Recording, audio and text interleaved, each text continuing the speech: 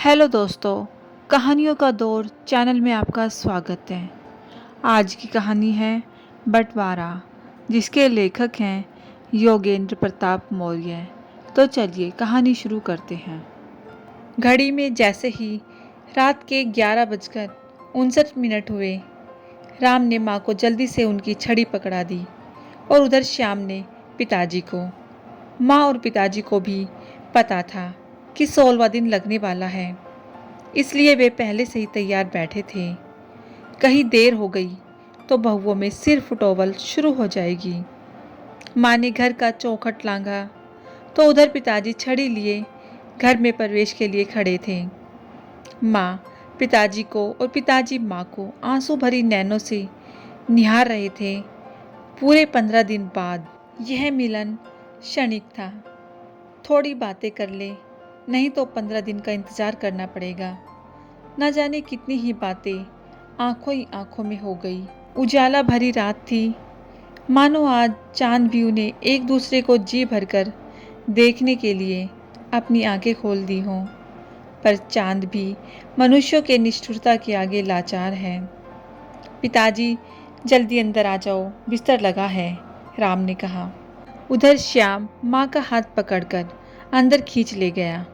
सो जाओ बिस्तर पर, पिताजी का है, श्याम ने कहा।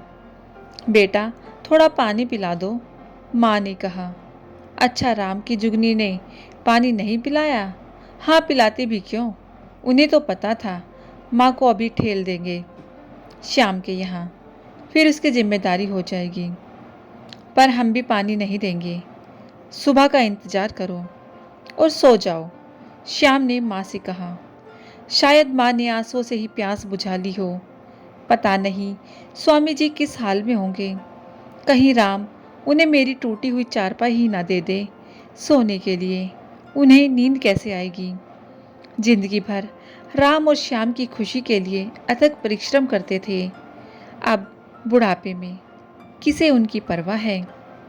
माँ को नींद कहाँ आने वाली थी। माँ सोचने लगी कि आखिर मेरी परवरिश में कहाँ खोट रह गई थी। अपने हिस्से की रोटी इन्हें खिलाई, पहले प्यास इनकी बुझाई। स्वामी जी जब कोई सामान बाजार से लाते थे तो पहले राम और श्याम को ही खिलाते थे। यदि बच गया तो हम और स्वामी जी खाते थे। माँ वैष्णो हमारी कैसी परीक्षा ले रही है। आज भी याद है कि जब कभी भी राम और श्याम को किसी चीज़ की ज़रूरत पड़ती थी तो वे दोनों कैसी मेरे आंचल से लिपट जाया करते थे। पगले तरह तरह के बहाने बनाकर हमसे और चीज़ हासिल कर लेते थे। मैं हमेशा उन दोनों की तरफदारी ही करती थी। उनके पिताजी को किसी न किसी तरह मिला ही लेती थी। यदि कभी मैं राम और श्याम से रूठ जाती थी तो वे दोनों इतने भोले बनकर हमें मनाते थे कि हम दोबारा रूठना भूल जाते थे। उनकी पसंद का खाना बनाना, उनकी पसंद का पहनावा, उनकी हर एक इच्छाओं को पूरा करना स्वामी जी की पहली प्राथमिकता होती थी। स्वामी जी को भले ही इसके लिए अतिरिक्त कार्य करना पड़ा हो, फिर भी राम और श्याम के लिए क्या कुछ नहीं किया। पढ़ाई लिखाई से लेकर खुद के पैर पर खड़े होने तक आदि आदि। मैं और स्वामी जी ना जाने कहाँ कहाँ मत्था टेके होंगे। मंदिर, मस्जिद, गुरुद्वारा तथा गिरजाघर, जिसने जहाँ कहा हम वहाँ गए। अंतिम बार एक भिखारी के कहने पर हम दोनों माँ वैष्णो के दरबार गए थे। माँ वैष्णो ने ही प्रसाद स्वरूप हमें 2 रत्न दिए, राम और श्याम। 1.25 महीने बाद पुनः मैं और स्वामी जी माँ वैष्णो के दरबार गए, दर्शन किए, चुनरी चढ़ाई। हम दोनों ने खूब खर्चा किया। सभी भिखारियों की झोलियाँ लड्डुओं से भर दी थी। तब से हर साल माँ वैष्णो के दरबार दर्शन करने पहुँच ही जाते थे। राम और श्याम भी हम दोनों से मोहब्बत करते थे। कभी कभी वे दोनों स्वयं अपने हाथों से खाना बनाकर हम दोनों को खिलाते थे। मेरा और स्वामी जी का रोज़ शाम को पैर दबाना, उनका नित्य काम था। पूरी कॉलोनी में राम और श्याम की बड़ी प्रशंसा होती थी। स्कूल में हमेशा वही दोनों टॉप करते थे। स्कूल से लौटने पर झट से आंचल में छिप जाना, लंच ना करने का बहाना, उनकी प्यार भरी बातें सब कहाँ चली गई।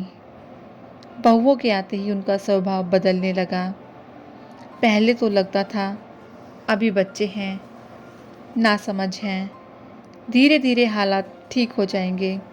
पर दिन ब दिन घर के हालत बिगड़ते गए। सब कुछ वे दोनों अपनी मर्जी से करते हैं, ना हमसे कोई राय, ना स्वामी जी से। मैं तो दांत पीस के रह जाती थी, पर स्वामी जी के नाते कुछ बोल नहीं पाती थी। वो तो अक्सर मुझे समझाया करते थे कि देख कौशल्या, ये बच्चे नए ज़माने के हैं, इनको अपनी मर्जी से ज़िंदगी जीने दो, इनके मामले में दखल ना करो, उसी में भलाई है। नहीं तो ये कब क्या जवाब दे दें, कुछ गारंटी नहीं है। अब हम वृद्ध हो गए हैं, यूँ समझ लो चाय में गिरी हुई मक्खी चुटकी से पकड़कर बाहर करने में देर नहीं लगेगी। किंतु मैं कहाँ मानने वाली थी। मैं सोचती थी राम और श्याम मेरी औलाद हैं, क्या इन्हें सही गलत पर डांट फटकार नहीं सकती मैं। जब मुझसे रहा नहीं गया तो मैंने राम और श्याम को बुलाकर कह दिया कि तुम लोगों की मनमानी नहीं चलेगी। घर में क्या हो रहा है, कब मायके कब ससुराल, क्या योजना बन रही है, हमें भनक तक नहीं लगती। जब जी में आया पर्स उठाकर चल दिए। समझा देना अपनी अपनी बीवियों को, यहाँ रहना है तो हमारी मर्जी से रहें, नहीं तो अपने मायके चली जाएं। राम और श्याम को माँ की यह बात अच्छी नहीं लगी। वे माँ को घूरते हुए अपने कमरे में चले गए। समय के साथ साथ माँ और पिताजी से राम और श्याम की दूरियां बढ़ने लगी। यह दूरी कब खाई में तब्दील हो गई पता ही नहीं चला। आए दिन दोनों अपनी माँ और पिताजी से झगड़ते तो उनकी माँ और पिताजी अपना मकान दूसरों को लिख देने की बात करते, किंतु किसी के माता पिता ऐसा नहीं करते हैं। पुत्र भले ही कुपुत्र हो जाए, किंतु माता कभी कुमाता नहीं होती है, ना ही पिता कुपिता होता है। धीरे धीरे राम और श्याम में भी झगड़ा होने लगा और दोनों में बंटवारा हो गया। कौशल्या और स्वामी जी की तबीयत भी अक्सर खराब रहने लगी। दोनों बेटों ने मिलकर अपने माँ और पिताजी को बांट लिया, वो भी 15-15 दिन के लिए। घर के बीचों बीच दीवार खींच गई। वर्षों से साथ साथ रहने वाले माता पिता को जब एक दूसरे की अधिक आवश्यकता थी, तब उनके कुपुत्रों ने उन्हें अलग अलग कर दिया। वे भी साथ साथ रहने की जिद नहीं कर पाए। भोर हुई, श्याम जब नित्य क्रिया से खाली हुआ तब याद आया कि माँ ने रात में पानी मांगा था। वह पानी लाया। माँ उठो, पानी पी लो, श्याम ने कहा। किंतु माँ तो चीर निंद्रा में जा चुकी थी। जब यह खबर स्वामी जी को मिली तो उठाकर जोर से बोले, मैं भी आ रहा हूँ कौशल्या। तभी तपाक से गिर पड़े। ऐसे गिरे कि दोबारा ना उठ पाए। शायद माँ वैष्णो ने दोनों को हमेशा के लिए अपने पास बुला लिया हो, साथ साथ रहने के लिए। दोस्तों, किसी को भी माता पिता के साथ ऐसा नहीं करना चाहिए। क्या जो माता पिता इतने सारे बच्चों को पाल लेते हैं, क्या इतने सारे बच्चे मिलकर अपने माता पिता को नहीं पाल सकते? आपकी इस कहानी के बारे में क्या राय है, मुझे कमेंट करके ज़रूर बताएं।